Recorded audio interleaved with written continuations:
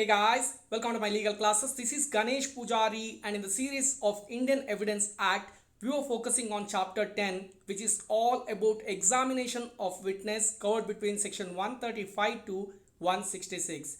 And in that series, this is my ninth video where I am going to focus on two very important sections, that is section 147 and 148, where we will discuss whether court can compel a witness to answer or not.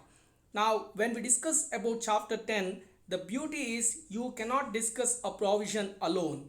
You have to see them along with the entire chapter, and section 147 is directly connected with section 132 also. And when we discuss about 148, it is not the end there. It will continue with 149, 150, 151 and 152. That way they are all connected. We should not try to understand them as a single section. That is the important aspect I wanted to say. With that, I am taking you to slide number 1.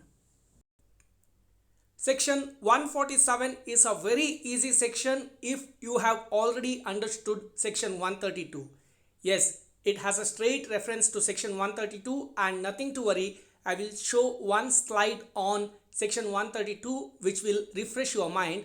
But for now, to read the Bare Act provision of section 147, it says, if any such question relates to a matter relevant to the suit or proceeding, the provisions of section 132 shall apply thereto. Now, when to compel? If there is anything comes under section 132, whatever we have discussed, if that is the case, then we have to see section 147 as section 132. Now, my chart makes it very easy. If any such question. Now, why do we have two different sections here, 132 and 147? Because 147 takes reference from section 146, where we have discussed three important subsections in my last session. So here section 146 plays a very important role. In a nutshell, section 147 evolves from section 146 and it is implemented as section 132. That is how we can understand in a nutshell. Now, as I said, if any such question asked to a witness in a suit or proceeding, if that question is relevant matter, in that case section 132 comes into picture. Here we have one important case law before going to section 132, that is Shive Sharanagat versus the state, where it was held that section 147 of Evidence Act empowers a court to compel a witness to reply to a relevant question, and it follows therefore that if he refuses to answer a question, immediate action should be taken against him in the interest of a fair trial. If the court fails in its duty, it hampers the course of justice. So, if the witness knows the answer, then the court will compel such witness to answer that question. That is what we need to understand from section 147. I repeat, it has reference from section 146, where we have discussed three kinds of scenarios, and from there, while implementing section 132 need to be kept in mind. And what is section 132? Let's quickly refresh that section in my next slide. Section 132 we have already discussed in detail along with case laws, which is on witness not excused from answering on ground that answer will criminate. Now, the chart says a witness shall not be excused from answering any question which is relevant to the matter in issue in any suit or civil proceeding or criminal proceeding, just because such answer will criminate him or tend to criminate directly or indirectly, or expose him for a penalty, or expose to forfeiture of his property, etc. Just because giving answer will criminate him or tend to criminate him or expose him to a penalty or expose him to a forfeiture, a witness cannot deny to give an answer. He will not be excused to give an answer. That is what we have understood from section 132. But we have one exception there in the form of proviso, which says such answers which were taken by compelling should not subject such witness to any arrest or any prosecution or be proved against him in any criminal proceedings. Now, this is the exception available under section 132. If such answer is resulting the arrest of the witness, or it will lead to a prosecution, or it will be proved against him in any criminal proceedings, in that case the court cannot compel. That is what we need to remember. Again, there is an exception. A prosecution can be done for giving false evidence by such answer. If it is false evidence, then the prosecution can be done. Now, that is an exception to the exception. Now, why so? That is very important aspect we discussed while discussing section 132. It is because of article 23, where we are discussing protection in respect of conviction for offences, and 20 clause 3 says no person accused of any offence shall be compelled to be a witness against himself, which is what we call self-incrimination. That is not allowed. That is why under section 132 also, if any witness by giving witness is led towards any kind of arrest or any prosecution, or if it is proved against him in any kind of criminal proceedings, in that case such evidences may not be compelled. That is what we need to understand from section 132. The same applies to section 147 also when it is read along with section 146. Now let's understand section 148. Remember, section 148 is the continuation of section 147, and as the Bail Act provision is quite lengthy, I am discussing the chart first and then I will give the Bail Act provision in my next slide. Now, section 148 is on court to decide when question shall be asked and when witness compelled to answer. Now, here what happens? Under section 147, we understood that if any question asked to a witness in a suit or proceeding on relevant matter, then the court will compel such witness to answer them. But what if those questions are not on relevant matter? Now, that is what discussed under section 148. The chart almost remain the same. If any question asked to a witness in a suit or proceeding is not on a relevant matter, under 147 it is on relevant matter, and under 148 it is not on relevant matter.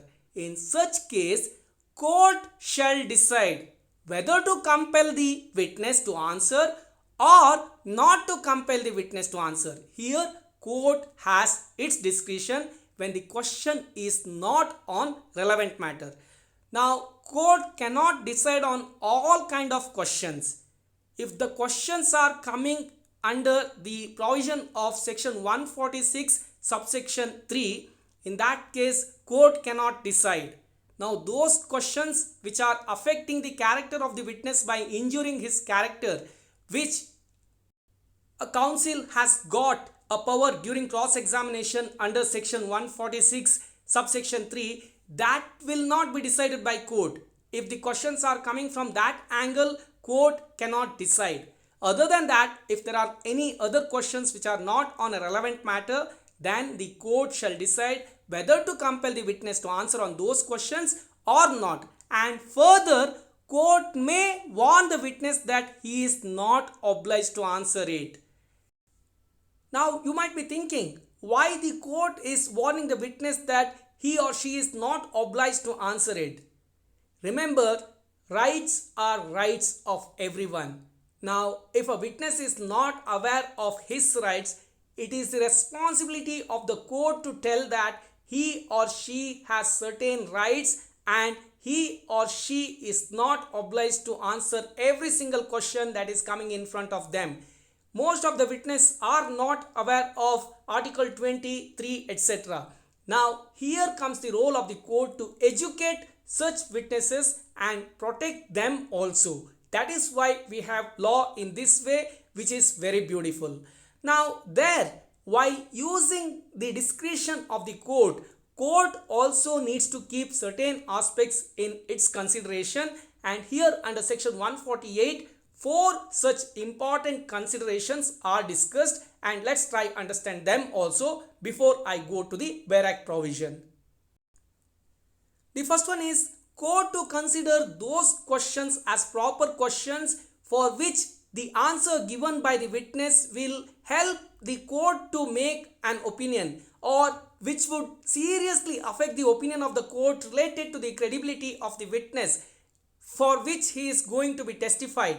If that is happening because of that question, in that case court will allow such questions as well as compel the witness to answer on those questions.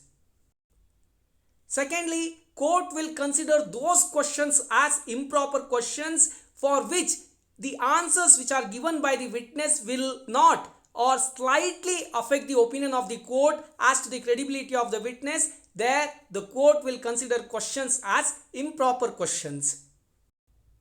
The third consideration is whenever there is a great disproportion between the allegation which is made on the character of the witness versus the importance of the evidence that such witness is giving. In that case, the questions are also considered as improper questions. When I say this, if you are making a very big allegation on the character of a particular witness, but whatever evidence he or she is giving is a very no importance at all, in that case those questions will be considered as improper, because there you are just bothering or troubling the witness. Fourth consideration arises when the witness refuses to answer to a particular question. Here what happens? Court try to draw an inference as to how unfavorable it would be if it was answered. If in any case, if witness has answered that question, how much unfavorable it was to the witness. Now court can try understand that particular aspect when the witness is refusing to answer to any question. Now next slide I will show the Bail Act provision for section 148, and again I repeat, section 148 cannot be read alone as section 148. You have to understand 146, 147, 132, and then we are going to discuss 149, 150, 151, 152 as well. Now all these are connected sections and we need to remember that. This is the Bail Act provision as far as section 148 is concerned, and before handing over the presentation to Nishan, I will quickly read out section 148, that is court to decide when question shall be asked and when witness compelled to answer. Here it says, if any such question relates to a matter not relevant to the suit or proceeding, not relevant to the suit or proceeding, that is very important, except in so far as it affects the credit of the witness by injuring his character, that is subsection 3 of 146, which is very clearly mentioned there, the court shall decide whether or not the witness shall be compelled to answer it, and may, if it thinks fit, warn the witness that he is not obliged to answer it. In exercising its discretion, the court shall have regard to the following consideration. Now here I have given 4 considerations that we have discussed already, and please take the screenshot and read through. In Minecraft I build and break. In real life also it's the same. We have to build good things and break bad things. With that